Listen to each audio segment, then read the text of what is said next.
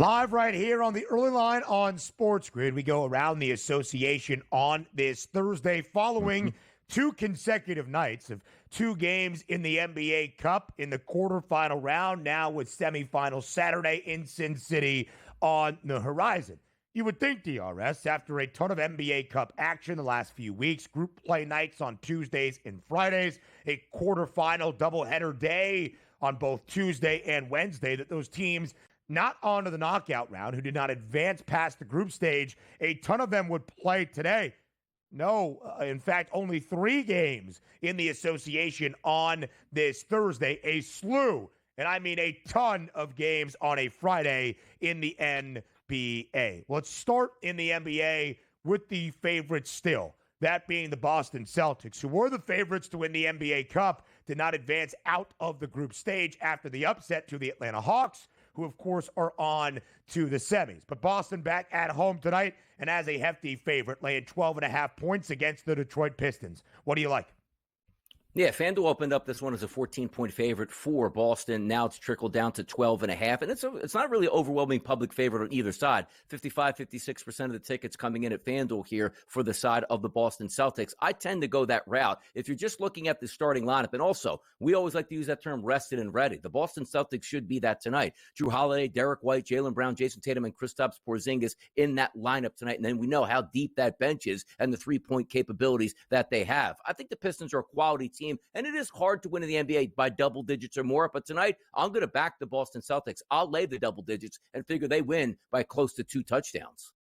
DRS, in these games this year for the Celtics, they have been booked as a favorite in 23 of 24. They are still 19-5 straight up. They have the second best record in the Eastern Conference, only behind the Cavaliers. Just because they were not thriving in the in-season competition does not mean that Boston is still not the expected Eastern Conference favorite, an NBA champion, to potentially go back-to-back. Again, favored in 23 of 24. Just 9-14 against the number as the favored side this year. But even more importantly, a double-digit favorite, Donnie, in 13 of the 23 games this year as just the favorite. They are 5-8 against the spread as a double-digit favorite so far this season. Detroit's still figuring things out, even after the dismissal of Monty Williams a season ago. 10-15. If the season ended today, it does not. They would be on the outside looking in of the Eastern Conference play-in tournament, but the two teams they would be looking up at, Indiana and Chicago, also 10-15. The Pistons do have a little bit of life in the Eastern Conference. Elsewhere in the Eastern Conference, we've got the Miami Heat hosting the Toronto Raptors tonight. Of course, it's been an interesting week in South Beach, as a lot of trade speculation has been floated around a longtime member of this Heat organization, Jimmy Butler. 10.5-point spread tonight, DRS, in favor of Miami as they welcome in the Raptors. Toronto is not a great team outright, but they have been booked as a favorite basically in every single game this year, and they are keeping games close. Can they stay within this 10.5-point margin tonight in South Florida?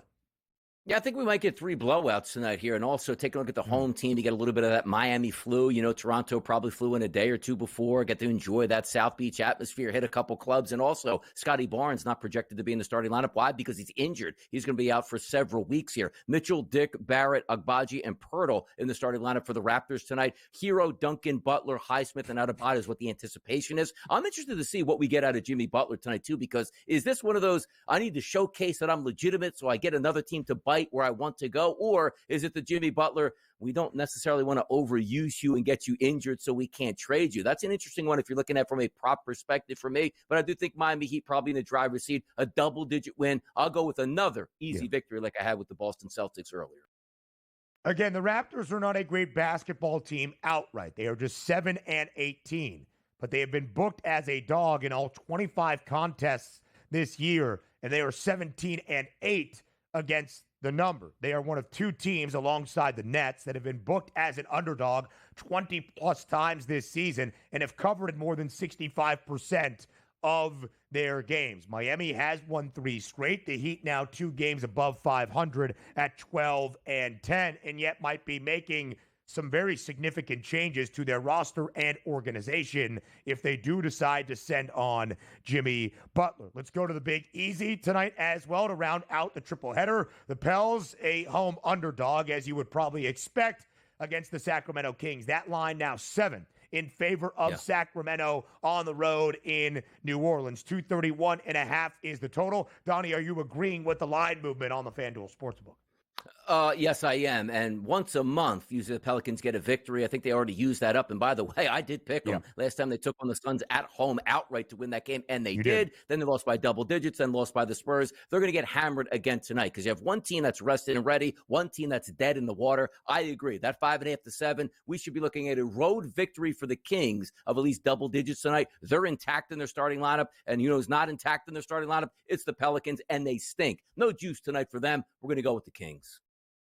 5-20 is the record for the Pelicans this season. Of course, it has been a dismal year already in New Orleans, even with the acquisition of DeJounte Murray. Zion Williamson has not been healthy. Murray was out for a long time. Brandon Ingram now sidelined indefinitely once again.